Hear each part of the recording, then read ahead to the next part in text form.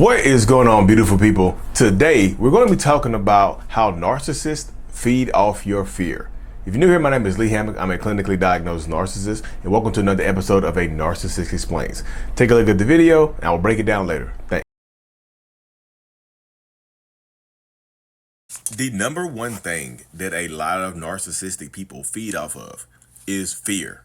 And of course, if you're new here, I'm actually a diagnosed narcissist. Narcissistic people love to cultivate fear. They absolutely do, y'all. And the way they go about doing this in such a precise way is they just plant the seeds of fear and let you water them yourself. They like to plant the seeds of fear and doubt within your mind and within your subconscious and let you water them with your own self-doubt, with your own fear, and probably some paranoia that they put into your mind as well. You know, if you divorce me, I would come find you and hunt you down, right? You know nobody else is going to want you because you have a kid or two, right? You know nobody's going to want you because you're short, you're bald-headed, whatever it is, y'all. They want to cultivate this fear because they feed off of it. They know that fear keeps you stagnant. Fear keeps you from taking action. Fear keeps you from leaving them a lot of times because you're afraid of how they're going to react. You're afraid of what could happen after you leave the relationship. Are you going to be by yourself and things of that nature? So welcome back, folks. Welcome back. Yes. Narcissistic people, toxic people feed off of your fear, like little fear vampires. They love it when you are afraid. They absolutely love it when you are scared of taking actions because they absolutely do feed off of it.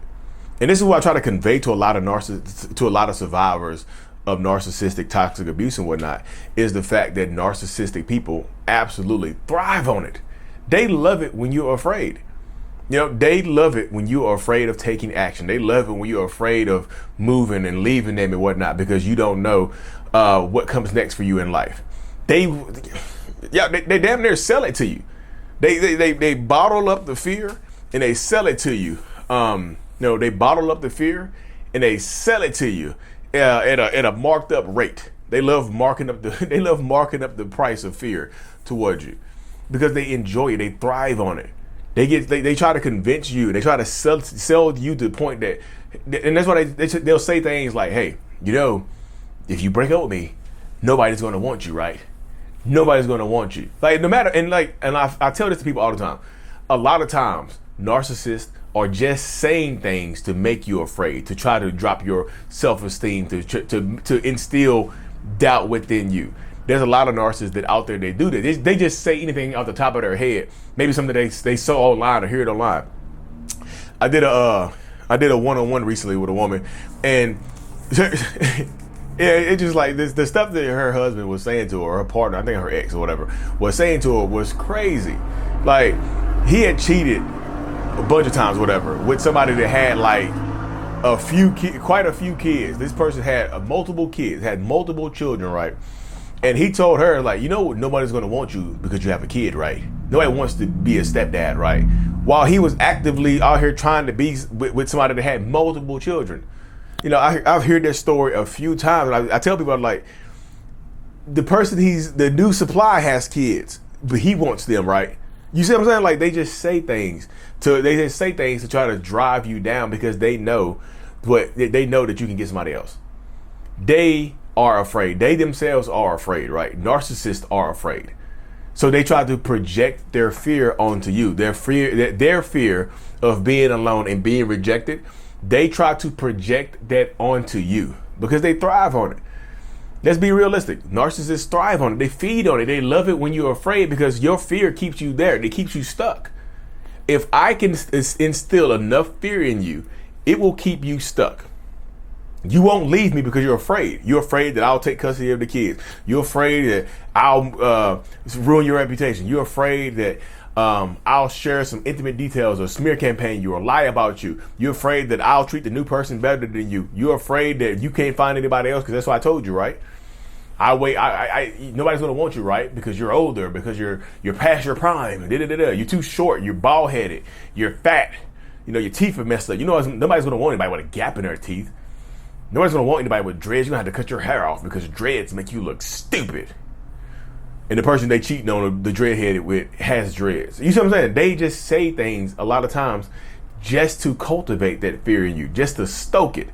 They like to stoke the fear in you, like they're stoking a damn fire. You know, like they're trying to build the fire in the woods.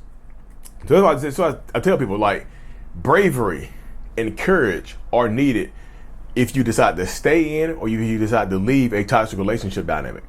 Bravery and courage are both needed in these spaces. You need both of them to survive. You need both of them to get out. You need both of them to thrive, right? You need them. And I'm not telling you to take any, that's what I said, making a plan. When they say, like, when that narcissistic person, right, is saying some crazy ass stuff to you, ask yourself this question right here. Ask yourself, even though I'm not saying it's not going to hurt your feelings, right? It might hurt your feelings. Ask yourself this question right here. Are they talking about, like, if I were to replace them, if these insults that they're hurling at me, if I was to replace myself with them, could this apply to them as well? Because that's how you can tell a lot of times if they're projecting it onto you. If they're projecting their fears onto you, they're afraid of being alone, so they try to project it onto you. You're going to be by yourself. Nobody's going to want you because you're this height, you're this weight, you're this ethnicity, you're this race. Nobody's going to want you because you're Muslim. Nobody's going to want you because you're Hindu or Hindi. I mean, sorry if I maybe messed it up. Nobody's going to want you because you're a Christian. Nobody likes Christians anymore. Christians are evil. You see my hair? You see, they will try to project it onto you. That was like they feed off of it. If you're afraid to take action, they feed off of it, and they can tell. They can tell when you're afraid. Because Lee, how can they tell if we're afraid? Because you stay. I'm not telling you to leave, but a lot of times they think they convince themselves that you're nice and afraid because you don't leave. I'm not telling you to leave. Like I said, that's what I know. This seems like what my platform used to be geared towards. But if you decide to leave, if you want to leave, there has to be something that you end up wanting to do yourself. I can't tell you to leave because it's me telling you to leave. Dr. Romani can't tell you to leave. This is her telling you to leave. Your friends and family can't tell you to leave because it has to come from you, or you just continuously go back. You know, you might even if you do leave, you might go back anyway. But, like, at least it came from you. At least it came from you. If you leave me, I'm going to tell all your friends and stuff like that, or never want to talk to you again after telling what you did. And I expose you to the world. If you expose me, I'm going to hurt you. I'm going to harm you. You know, I just did a video, filmed a video about should you take a narcissist threats seriously. You watch that video if you haven't. But narcissistic people, like, they love when you're afraid. They love it. Love it. You know, John love it. Pretty much. Anyway, y'all, thank y'all for tuning into another episode. I truly appreciate every single one of y'all.